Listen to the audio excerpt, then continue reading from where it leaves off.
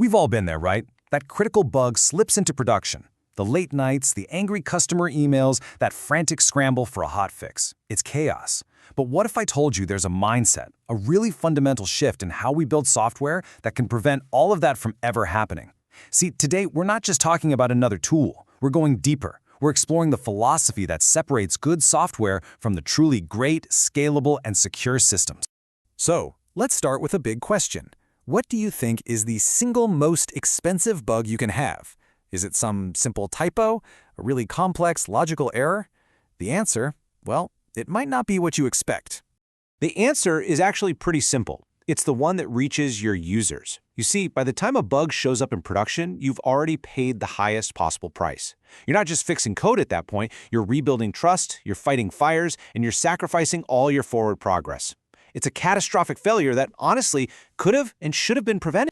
But here's the good news. That reactive, firefighting mode, it doesn't have to be your reality. There's a way to completely flip the script to get out of that defensive crouch and into a proactive stance.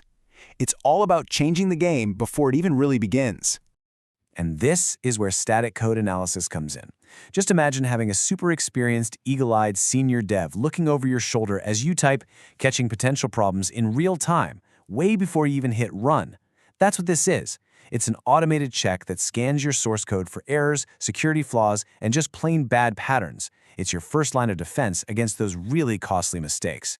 Let's look at the difference here. The old way, the reactive approach, is like building a house on a shaky foundation and just hoping for the best. You're just waiting for it to collapse. But the proactive approach on the right, static analysis, is like having an architect inspect your blueprints. It catches those structural weaknesses when the cost to fix them is practically zero, just a few keystrokes.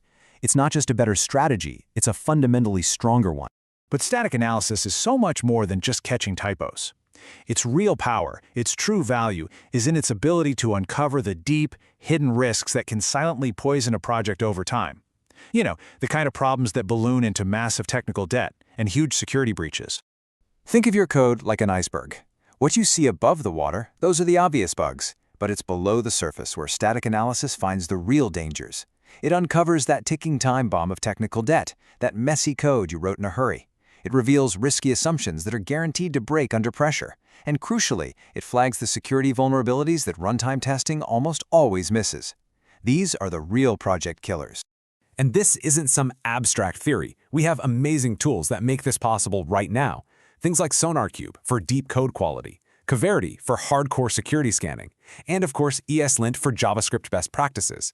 These are staples in modern development. They automate this whole process, making it a seamless part of your daily work. The impact this has on big projects is just staggering.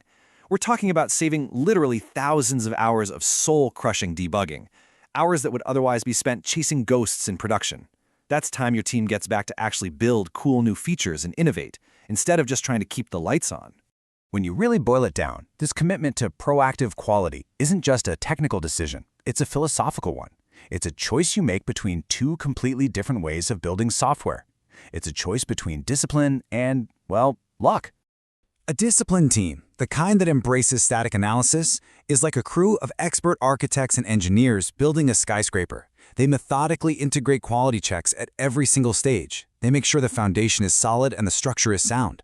And what do they get? A system that's not only cleaner and safer, but is built to last, ready to scale up without crumbling. And then there's the other team. The one that skips this step, honestly, they're building a house of cards. They're just relying on pure luck, hoping they catch bugs before their users do. And let's be really clear about this. Luck is not an engineering strategy. It's a recipe for disaster, and it never, ever scales. So, if we know static analysis can save us from these huge failures and help us build much stronger systems, where exactly does it fit into the big picture of modern software development?